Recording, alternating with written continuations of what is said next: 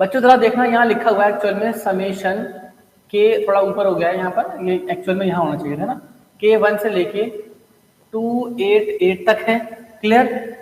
और 1 अपॉन क्या लिखा है बच्चों यहाँ पर, रूट के प्लस रूट के अंदर के प्लस 1, ठीक है। हमें इसकी वैल्यू पूछी गई है, सही है ना, इसकी वैल्यू हमसे पूछी गई है। तो पहला स्टेप क्या होगा, पहला स्टेप वो क्या होना चाहिए, मैंने कहा कि के कहाँ से स्टार्ट करना है, 1 से लेके। तो जैसे ही आप के 1 रखोगे, कहाँ रखना है, इस पूरे के अंदर जहां जहां के लिखा हुआ है वहां वहां के रख दो 1। तो पहला स्टेप मैंने रखना है के 1। चलो के 1 रख के बताओ क्या आएगा, 1 अपॉन के 1, यहाँ के 1 रखो क्या हो जाएगा, रूट 1 प्लस यहाँ के 1 रखो 1 प्लस 1 2 नहीं बन जाएगा क्या, सही है ना, 2 बन जाएगा। ये आ गया फर्स्ट टर्म जब आपने के 1 रख दिया, ठीक है। यहाँ पर क्या रखा था आपने, के इक्वल 1। अब चलो के इक्वल 2 रखो इसके अंदर, जैसे ही आप यहाँ रखो के इक्वल 2 तो क्या आ जाएगा, 1 अपॉन के 2 रखो, ये आ गया रूट 2, क्लियर, प्लस के 2 रखो 2 प्लस 1 3, ये बात समझ में आ गई, रूट 2 प्लस रूट 3। ये कब आया था, जब आपने के क्या रख दिया 2, सही है। इसी तरीके से हम लास्ट में क्या रखेंगे, मतलब 3 भी रखेंगे 4 भी रखेंगे, लास्ट पर चलते चलते 288 आएगा, नहीं आएगा। तो जैसे ही आप यहाँ पर देखो, मैं रख के दिखा रहा हूँ, लास्ट में क्या आना चाहिए बताओ, के रखो कितना 288, तो जहां के लिखा हुआ है वहां आ जाएगा 288 प्लस, बोलो यहाँ 288 रखोगे तो 288 प्लस 1 289, तो इस तरीके से आना चाहिए। क्या आप एक्सपेंशन करना समझ गए, कैसे एक्सपेंड करना है। ये कब आया भाई, जब मैंने के कितना रखा, लास्ट वाला रखा 288, ये तब आया था, है ना, थोड़ा बहुत आइडिया लगा। तो इसका एक्सपेंशन तो ये है, लेकिन सवाल क्या है, जो भी इसका एक्सपेंशन है हमें उसकी वैल्यू पूछी गई है ना, बात समझ पा रहे हो, नहीं जो भी इसका आंसर है उसकी वैल्यू पूछिए। तो पहले तो मैंने समझा ये लिखा क्या है, ये लिखा क्या है, ये चीज लिखी है, ठीक है। अब इसकी वैल्यू बताओ, अब देख लो इसको रैशनलाइज करना पड़ेगा, देखो मैं समझाऊं, आपको इसको रैशनलाइज करना पड़ेगा, इसको रैशनलाइज करना पड़ेगा, ऐसी 50 टर्म, कितने टर्म होंगे 289, देख लो कहां तक है। सबको रैशनलाइज करते करते लास्ट में इसको रैशनलाइज करेंगे, फिर आंसर मिलेगा। क्वेश्चन का मतलब क्लियर हो गया, पहले चीज क्वेश्चन का मतलब क्लियर होना चाहिए, ठीक है, सही है ना। अब देखो मैं इसको प्रॉपर करके दिखाता हूँ आपको, ये आपको समझ में आ गया होगा, एक बार देख लो सही से, मैं इसको प्रॉपर करके दिखाता हूँ, ठीक है। देखो अब आते हैं प्रॉपर सॉल्यूशन पे, जो कैसे करें ना, समझना बच्चों स्टेप बाय स्टेप। पहली चीज, सबसे पहले मैंने क्या रखना है इसके अंदर, देखो अब मैंने रखना है यहाँ पर के इक्वल 1, तो जाएगा 1, रूट 1 कितना होता है 1 प्लस के 1 रखो क्या जाएगा रूट 2, अगला के रखो 2, जब 2 रखोगे यहाँ जाएगा कितना रूट 2 प्लस यहाँ 2 प्लस 1 3, क्लियर है।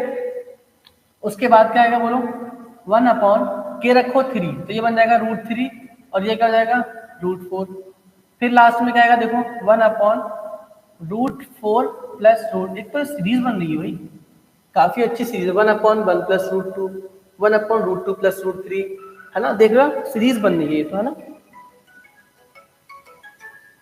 देख रहे हो आप, ये एक सीरीज बन रही है ना, यहाँ पर जहां खत्म हो रहा है वहीं से शुरू हो रहा है, रूट 3 पर खत्म हुआ रूट 3 से शुरू हो रहा है, रूट 4 पर खत्म हुआ रूट 4 से शुरू हो रहा है, और ऊपर सब में क्या है न्यूमरेटर 1।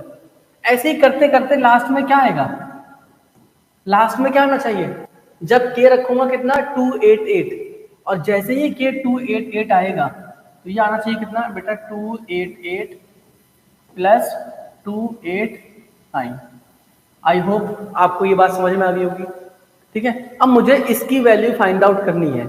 अब जरा गौर से देखो, थोड़ा सा टाइम ले रहा हूँ मैं जानबूझ के, क्योंकि आपको बहुत अच्छे से समझा रहा हूँ, ताकि ऐसा ना हो ये चीजें इंपॉर्टेंट है थोड़ा, है ना, इसलिए बहुत ध्यान से समझो, ठीक है। अभी आपके पास टाइम है, बहुत सुकून सा लेक्चर देखना है, समझ के देखना है ना, कोई भी चीज आपको नहीं समझ में आए दोबारा मेरे पास आना है, लेकिन क्वेश्चन छोड़ना नहीं है, कसम खा लो क्वेश्चन नहीं छोड़ना, चाहे कुछ हो जाए, ठीक है, क्योंकि ऐसा ही क्वेश्चन एंट्रेंस में आया, मैं आपको दिखाऊंगा, है ना।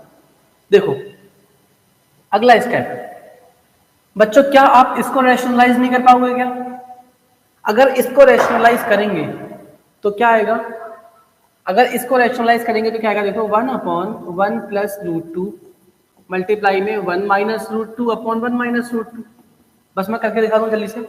ऊपर आएगा कितना 1 माइनस रूट 2, और अपॉन में कितना आएगा A square minus B square 1 minus 2 minus 1, ठीक है। तो ये साइन जैसा ही ऊपर जाएगा तो फर्स्ट वाला टर्म तो नेगेटिव बन जाएगा और ये माइनस क्या बन जाएगा, प्लस। तो हमने सिर्फ अभी इतना रैशनलाइज करके देखा यार, ये कितना आ गया, -1 + √2। इसको रैशनलाइज किया पहले वाले टर्म को, क्लियर है।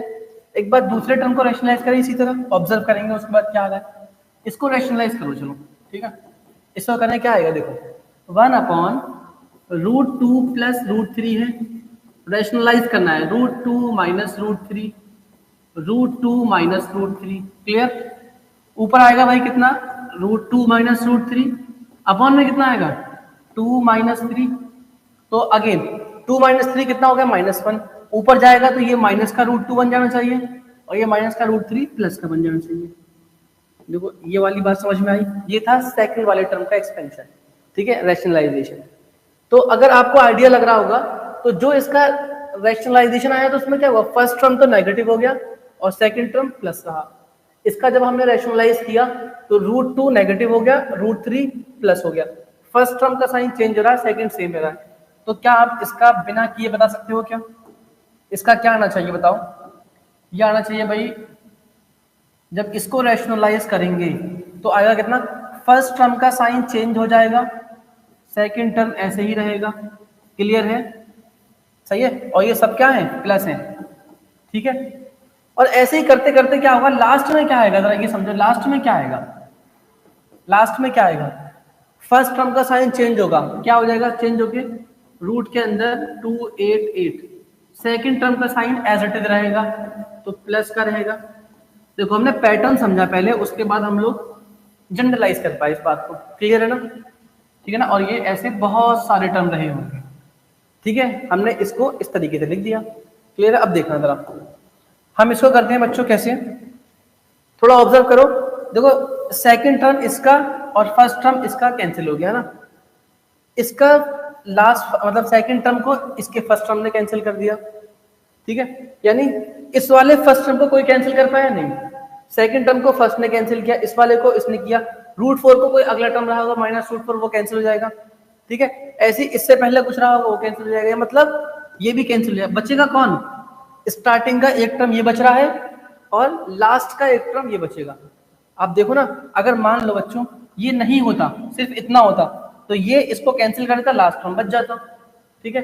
तो इस तरीके से मुझे एक पैटर्न समझ में आ गया क्या, कि भाई फर्स्ट टर्म बच रहा है ये और लास्ट टर्म बच रहा है। तो अगर मैं चाहूं तो डायरेक्टली लिख सकता हूँ क्या, यानी ये